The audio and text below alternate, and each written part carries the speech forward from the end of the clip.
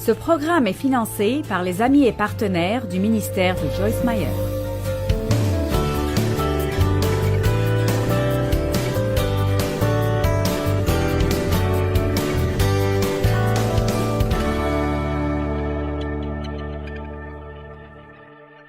Il y a deux types de personnes dans le monde. Il y a les gens qui font les choses exprès et il y a les gens qui sont passifs. Maintenant, les gens passifs sont des gens qui veulent que quelque chose de bien arrive. Mais ces gens ne feront pas vraiment beaucoup pour que ça arrive. Ils ont beaucoup de souhaits, mais pas de volonté.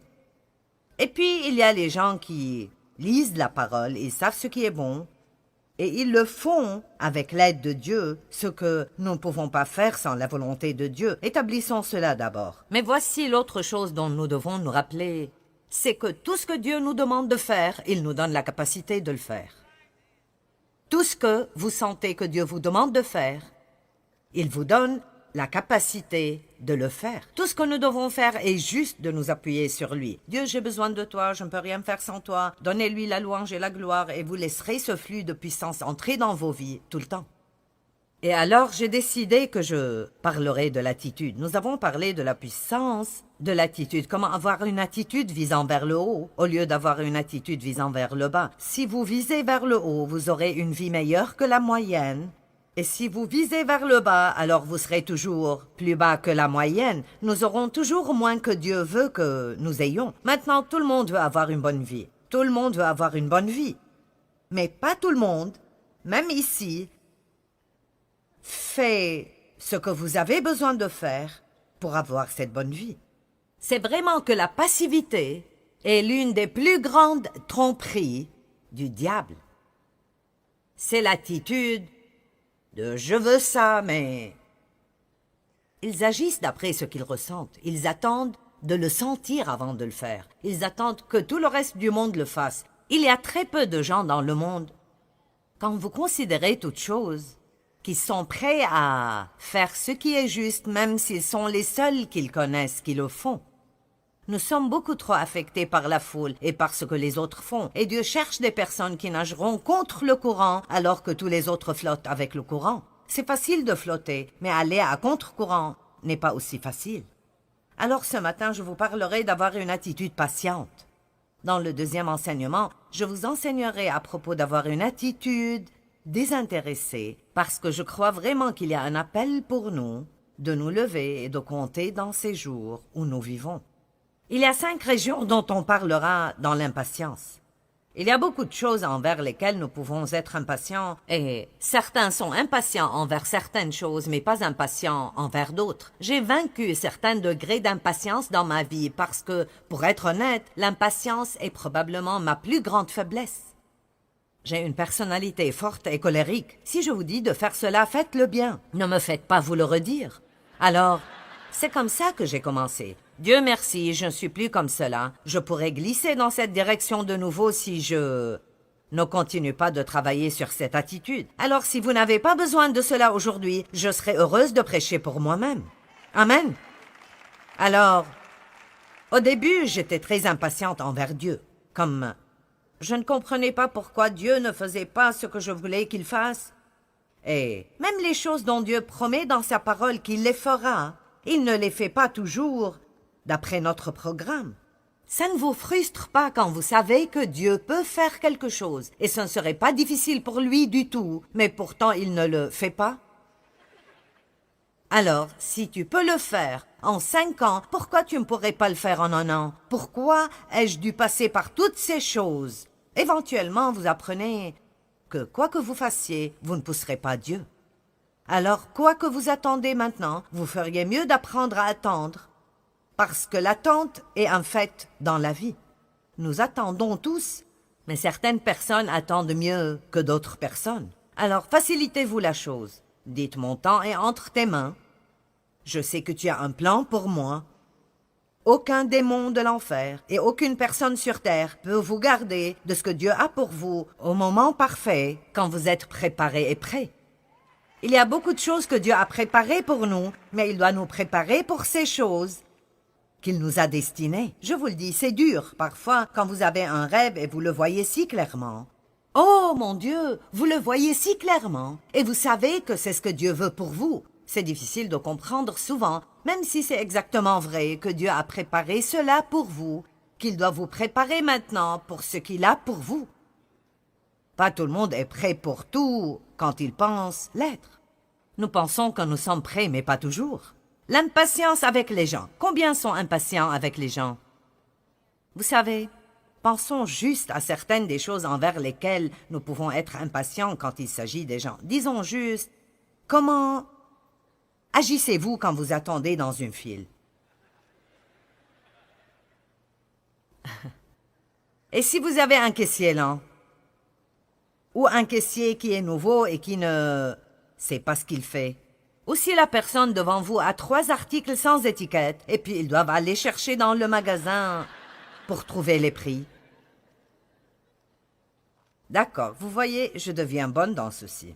Je peux faire ça, parce que j'ai presque perdu mon salut avec des caissiers lents il y a 30 ans. Je veux dire, c'était comme si j'avais ma broche chrétienne brillante en cristal. Et vous savez, tous mes bijoux chrétiens, et j'étais dans la file du magasin. J'avais 3 enfants alors, et ils me rendaient folle, et j'avais mon plan, je voulais amener ces prévisions, en finir avec cette file, les ramener à la maison, les ranger, et puis faire quelque chose d'autre. J'avais mon plan, ne gâchez pas mon plan. Quelqu'un est comme ça?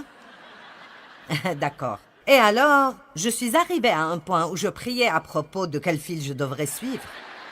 Je me tenais là, d'accord, Seigneur. Tu sais déjà ce qui va se passer. Tu sais que je suis pressée. Laquelle de ces files ira le plus vite? Et malgré tout ce que je faisais, je terminais toujours. Dans celle qui est plus lente, quelque chose sera brisé. Il n'y a pas de prix. Et je vous dis quoi? Si vous pouviez mourir à cause de la frustration, je serais morte parce que ça m'aggravait autant que cela. Je ne comprenais pas. Dieu, qu'est-ce que tu fais avec moi? Et puis je commençais à dire, je te chasse Satan, je te chasse au nom de Jésus. Tu ne me voleras pas ma joie, tu ne me voleras pas ma paix.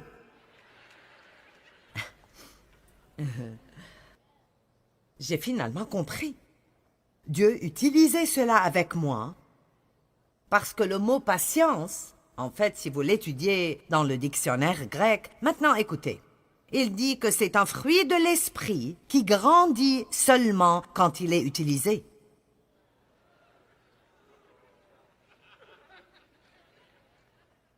On ne peut pas prier pour que vous l'ayez.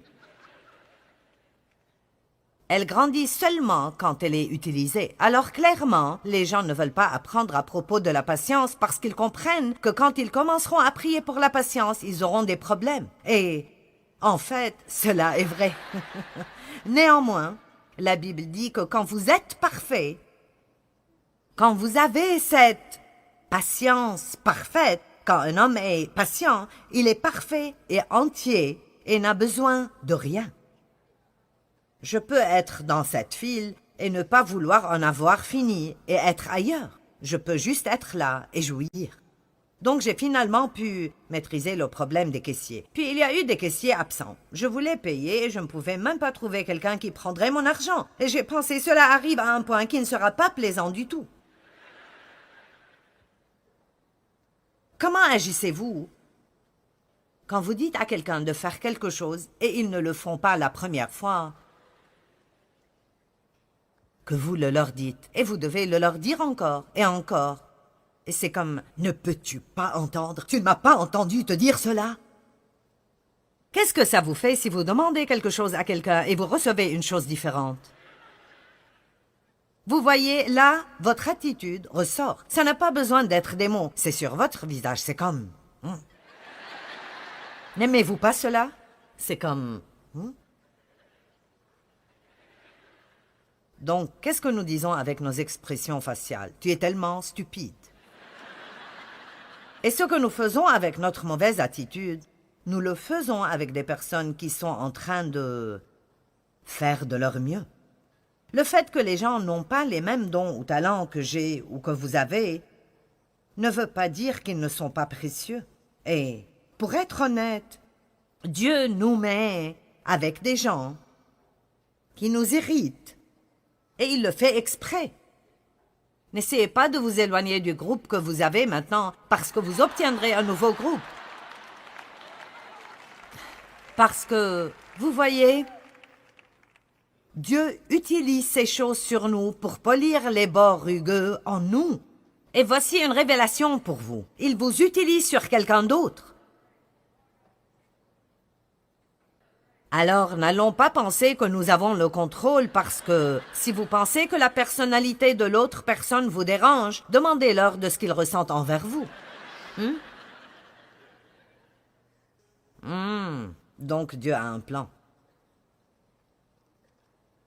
L'impatience. Donc j'ai finalement compris cela. Je crois vraiment qu'en gros, la plupart du temps, je traite les gens assez bien et j'ai eu la révélation que ça offense Dieu quand nous maltraitons les gens, et alors nous devons vraiment essayer d'être décents envers les gens parce que tout le monde a une histoire que nous ne connaissons pas. Et tout le monde a de la peine et tout le monde passe par quelque chose. Et même quelqu'un qui paraît être résolument méchant, s'ils sont comme cela, ils ont quelque chose dans leur vie qui leur fait mal ou quelque chose qui les a blessés. Et si nous allons représenter Christ, alors nous devons vraiment développer une attitude plus patiente avec les gens. Alors, commencez à prier pour la patience.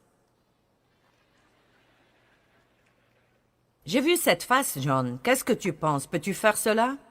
Je suis heureuse d'avoir quelqu'un de nouveau à taquiner quand je viens ici. Je pense que je peux le taquiner. Et donc, vous pouvez aussi être impatient envers vous-même. Et je suis passée par beaucoup de cela. Et j'ai pratiquement dépassé cela. J'ai dit à Dieu un jour, « Regarde, voici ce que c'est. Tu savais ce que tu aurais quand tu m'as prise.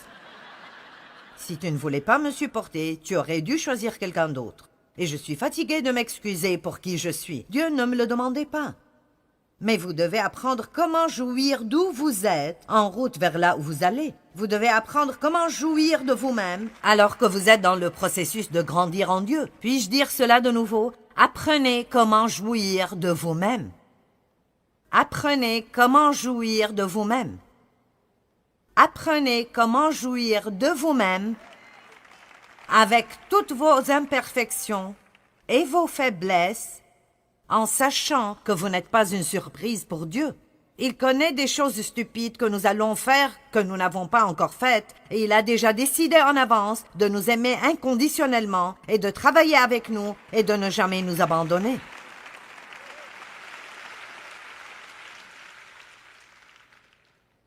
Soyez patient envers vous-même.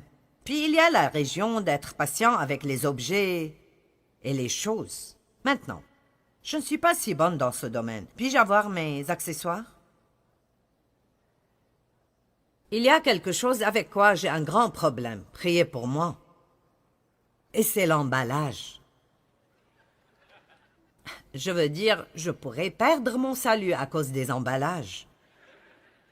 Ceci est une bouteille de gouttes pour les yeux. Je les ai sorties ce matin et j'ai dit « Oh non !»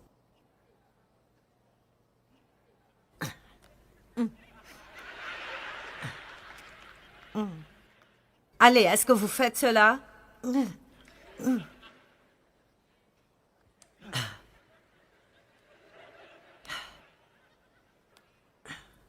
Ah. Et puis je dis, quel est le problème des gens? Ils vous vendent ces choses et ils ne s'attendent pas à ce que vous les ouvriez. Eh bien maintenant, Dave dirait, pourquoi ne prends-tu pas une paire de ciseaux pour couper cela? Parce que ça me demanderait de la patience de marcher pour trouver les ciseaux et revenir et faire cela. Je n'aime pas ça.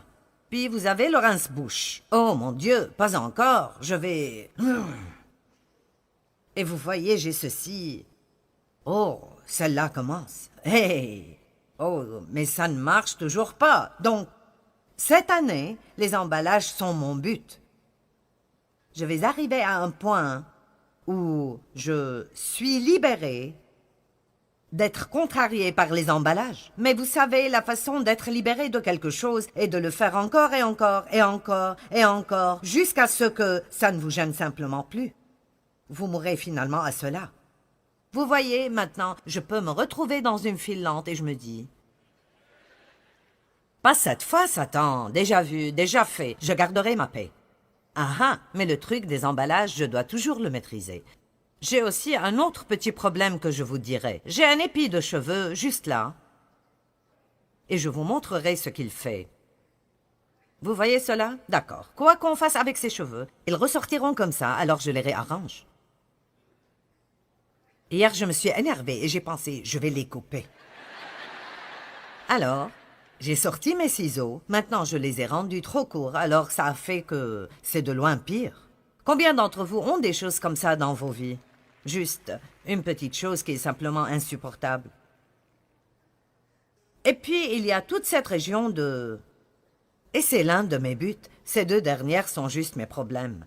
Vous ne pouvez pas vous donner sur ce que vous faites, parce que mentalement, vous êtes déjà à la chose suivante.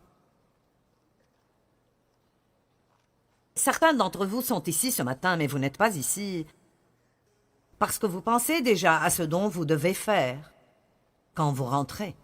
Et alors, nous ne sommes jamais nulle part avant d'avoir notre pensée où nous sommes. Si notre corps est quelque part, ça ne veut pas dire que nous y sommes. Et je ne sais pas, je pense que ça fait partie de ma personnalité colérique et agressive, mais cela m'est difficile de rester où je suis. Je suis toujours, en quelque sorte, en chemin vers la chose suivante, parce que je suis résolue, je suis agressive et j'ai un plan. Nous faisons ceci, allons faire cela. Donc, j'ai cette manie, quand je suis en voiture, quand nous nous approchons de notre maison, et elle est visible, j'enlève la ceinture de sécurité et je me prépare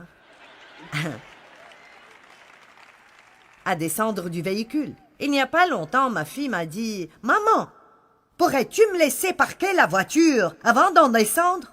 Quand nous garons dans un parking, je suis hors de la voiture. J'ai toutes mes affaires et je suis dans le magasin. Et Dave est toujours en train de prendre ses affaires de la voiture. Et je dis, comment est-ce possible de prendre si longtemps pour sortir de voiture? Qu'est-ce que tu fais? Combien d'entre vous sont vraiment des personnes rapides? D'accord. Combien d'entre vous sont plus détendus, lents et vous lassez de ceux qui sont rapides? Et je peux très bien vous garantir qu'une personne rapide est mariée à une lente et une personne lente est mariée à une rapide. Allons maintenant. C'est comme, d'accord Dieu, est-ce que nous nous amusons ou pas? Ceci est, après 47 ans, ceci n'est plus amusant du tout.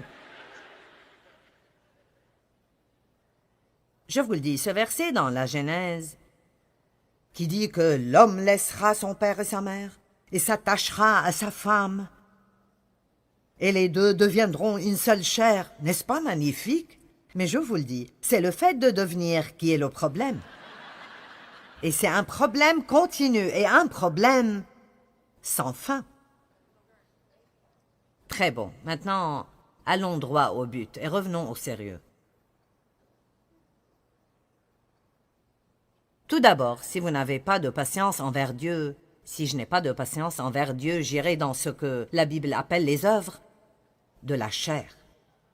Et les œuvres de la chair sont mes idées géniales à propos de comment obtenir ce que je veux, quand je le veux, au lieu d'attendre Dieu. Et je vous le dis, nous faisons certains des dégâts les plus ridicules dans nos vies en essayant de dépasser Dieu. Nous le voyons dans Genèse. Je ne prendrai pas le temps de raconter toute l'histoire, mais sûrement vous réaliserez que quand Dieu a promis à Abraham et Sarah qu'ils auraient un enfant et l'enfant ne venait pas, ne venait pas, ne venait pas, ils ont été fatigués d'attendre. Sarah a une idée de génie. Vous avez déjà eu une idée de génie? D'accord. Eh bien, j'avais beaucoup d'idées géniales, et elles sont quelque chose comme ça. Vous vivez votre vie, et vous dites, je sais ce que Dieu veut que je fasse. Votre mari n'est pas sauvé, alors vous pensez, ou votre mari est quelqu'un qui a une mauvaise attitude. Vous avez déjà décidé que vous allez acheter ces 5 livres à propos de l'attitude, et vous allez ouvrir ces livres et les mettre partout où vous pouvez dans la maison, parce que maintenant vous avez un plan pour réparer son attitude. Combien d'entre vous savent que rien ne marche si ça ne vient pas de Dieu? Écoutez, il est l'auteur et le consommateur, et il m'a déjà dit, je ne suis pas obligé de finir quelque chose que je n'ai pas commencé. Si vous commencez, c'est votre bébé. Donc nous devons vraiment apprendre comment faire les œuvres de Dieu et ne pas faire les œuvres de la chair. Vous dites, eh bien, comment puis-je les discerner? Eh bien, les œuvres de la chair sont des œuvres qui ne marchent pas. C'est nous qui essayons de faire que quelque chose arrive quand ça n'arrivera simplement pas Et nous ne comprenons pas pourquoi ça n'arrive pas. Et nous disons alors cela. Dieu, j'ai vraiment fait tout ce que je sais faire. Et je ne comprends pas pourquoi ceci ne marche pas. Et puis parfois nous devenons très dramatiques et cela n'impressionne pas Dieu du tout. Et nous tombons même par terre. C'est fini. J'abandonne. C'est fini. J'abandonne. Que veux-tu que je fasse?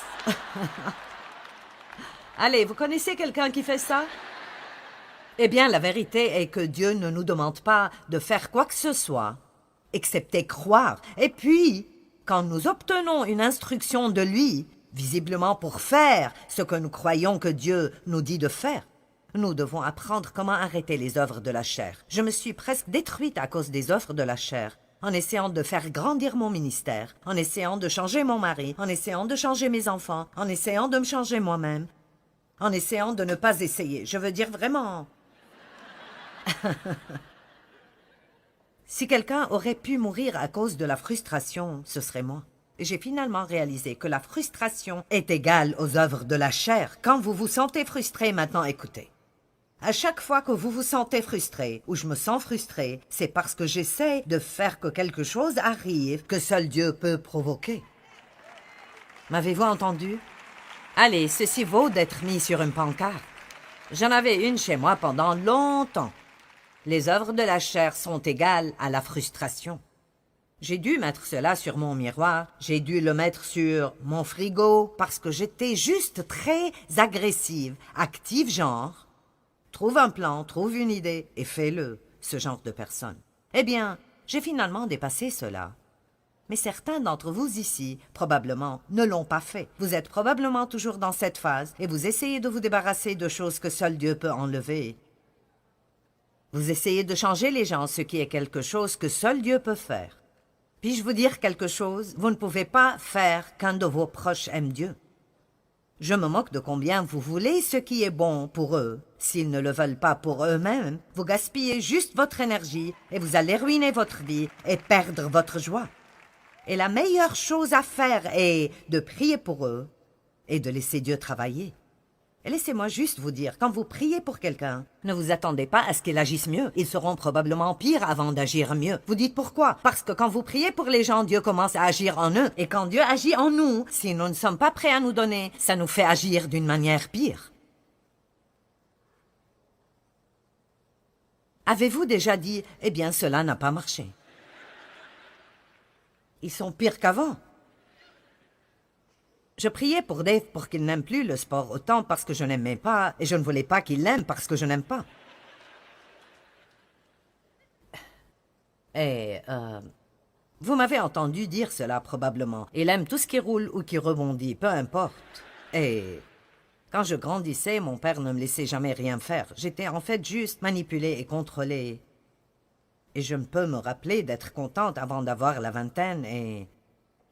Dave pratiquait tous ses sports alors qu'il grandissait. Je veux dire, Dave aime tout ça.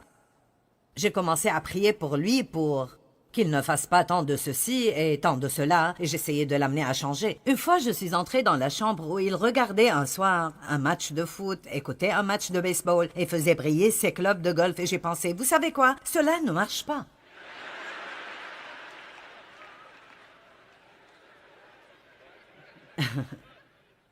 Allez, est-ce que quelqu'un peut réaliser aujourd'hui que ce que vous faites ne marche pas? Quelqu'un? Ça ne marche pas, hein? Alors pourquoi ne pas prendre des vacances quand il s'agit des œuvres de la chair et laisser Dieu être Dieu dans votre vie? Amen? Eh bien, Dieu veut vraiment aider chacun d'entre nous à développer une attitude patiente. Il veut que nous apprenions à attendre patiemment le moment qu'il choisit et à lui faire confiance en toutes choses. Et vraiment, c'est la seule façon par laquelle nous pouvons jouir de chaque moment de nos vies. Et la plupart d'entre nous diraient probablement que la patience est un peu difficile pour nous et elle doit être développée. Nous devons apprendre comment l'appliquer dans des situations.